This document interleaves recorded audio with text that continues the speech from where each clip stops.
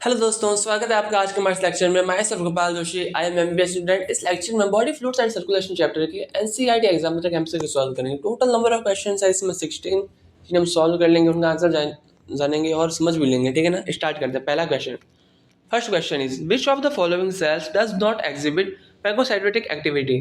Answer जाएगा basophil. पहले ये जान लेते हैं कि फेगोसाइटिक सेल कौन सी होती है। फेगोसाइटिक सेल वो होती है जो कोई एंटीजन बाहर से आएगा, ठीक है ना, तो उन्हें मारती है, खुद से ही मारने का काम करती है, तो वो सेल होती है फेगोसाइटिक सेल। और जो प्रोसेस करती है वो प्रोसेस कहलाता है फेगोसाइटोसिस। ठीक है, सेकंड नंबर क्वेश्चन देखते हैं। One of the common symptoms observed in people infected with dengue fever is. Dengue fever में क्या होता है, प्लेटलेट्स काउंट कम हो जाती है। ठीक है, हमने सुना भी होगा। आंसर जाएगा इसका C. Third number A, sorry, third number question, which among the following is correct during each cardiac cycle. Each cardiac cycle के लिए कौन सा सही है, तो इसका आंसर जाएगा A. The volume of blood pumped out by the right and left ventricle is same. Right and left ventricle से जो ब्लड का वॉल्यूम निकलता है वो सेम होता है। ठीक है ना। Fourth number question, cardiac activity could be moderated by the autonomous neural system. Tick the correct answer. The sympathetic system stimulates heart rate and stroke volume. इसका आंसर जाएगा बी। अब क्या होता है कि जो सिंपैथेटिक सिस्टम होता है ना, उसका काम क्या होता है कि कार्डियक आउटपुट को बढ़ाए। ठीक है ना, हार्ट रेट को बढ़ाएगा, स्ट्रोक वॉल्यूम को बढ़ाएगा, तो heart rate into stroke volume क्या होता है, कार्डियक आउटपुट होती है। ठीक है। Fifth number question, mark the pair of substances among the following which is essential for coagulation of blood. Coagulation of blood के लिए चाहिए calcium ions and platelets factor. अब क्या होता है, एनसीईआरटी में लिखा हुआ है फाइब्रिनोजन से फाइब्रिन बनेगा। ठीक है ना, फिर वो थक्का जमा देगा। ठीक है, आंसर जाएगा बी इसका। Six number question, ECG depicts the depolarization and repolarization processes during the cardiac cycle. In the ECG of a normal healthy individual, one of the following waves is not represented.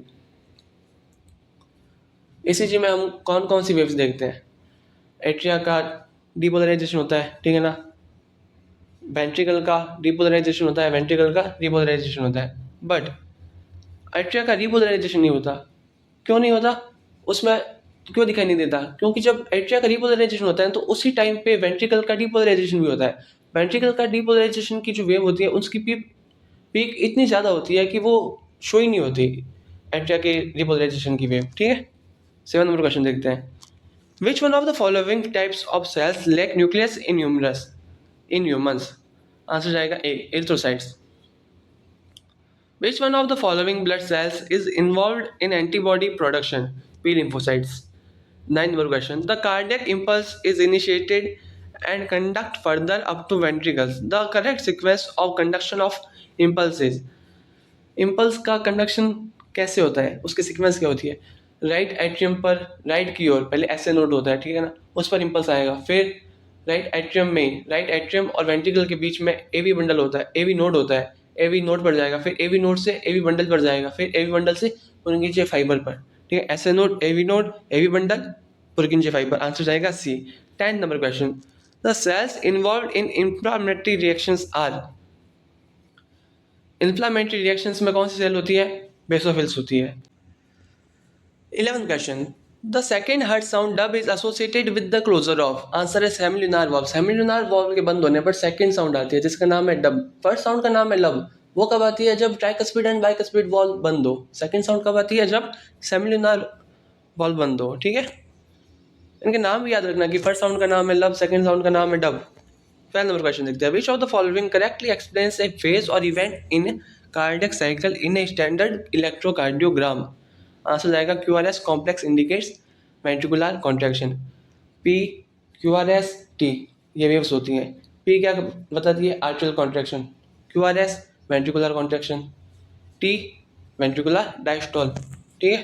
13 number question देखते हैं, which of the following statement is incorrect. Answer जाएगा C, blood group is designated on the basis of presence of antibody in the plasma cell. ये गलत है। क्यों, क्योंकि antibodies के आधार पर नहीं होती, आरबीसी पर जो एंटीजन्स होते हैं, सुगर्स होते हैं, उनके आधार पर होती है। ठीक है। 14 number question, what would be the cardiac output of a person having 72 heart beats per minute and a stroke volume of 50 ml, 72 into 50, heart beat into stroke volume is cardiac output, answer जाएगा B 3600। 15 number question देखते हैं। 15 number question में match the following है, column 1 और column 2 को match कराना है। चलो करते हैं, ठीक है। A lymphatic system, lymphatic system का जाएगा to drain back the tissue fluid to the circulatory system, A का थर्ड। बी पल्मोनरी वेन, इसका जाएगा कैरीज ऑक्सीजनेटेड ब्लड, ये हार्ट को ऑक्सीजनेटेड ब्लड सप्लाई करती है, ठीक है। बी का वन जाएगा थ्रोम्बोसाइट्स, इसका काम होता है कोगुलेशन ऑफ ब्लड। सी का fourth lymphocytes, immune response. D का सेकंड, इसका आंसर जाएगा बी, ए का थर्ड, बी का वन, सी का फोर्थ, डी का सेकंड। 16 नंबर क्वेश्चन देखते हैं, एक अच्छा क्वेश्चन है। इसमें दो स्टेटमेंट है जिनको हम बताने की एक दूसरे से किस प्रकार से संबंधित है। Statement 1 is Atria receive blood from all parts of the body which subsequently flows to ventricle. Atria all body parts से blood receive करती है, फिर वो वेंट्रिकल में जाता है, तो ये सही बात है एकदम, ठीक है। स्टेटमेंट 2 देखते हैं। Action potential generated at sinoatrial node passes from atria to ventricle, सही बात है। ऐसे नोड पर जो इम्पल्स आता है वो एट्रिया टू वेंट्रिकल जाता है। अब ये दोनों जो काम होता है ना, स्टेटमेंट 1 वाला और स्टेटमेंट 2 वाला, ये एक ही टाइम पर होता है, तो इसका आंसर जाएगा fourth. Action mentioned in statement 1 and 2 are synchronous. Okay.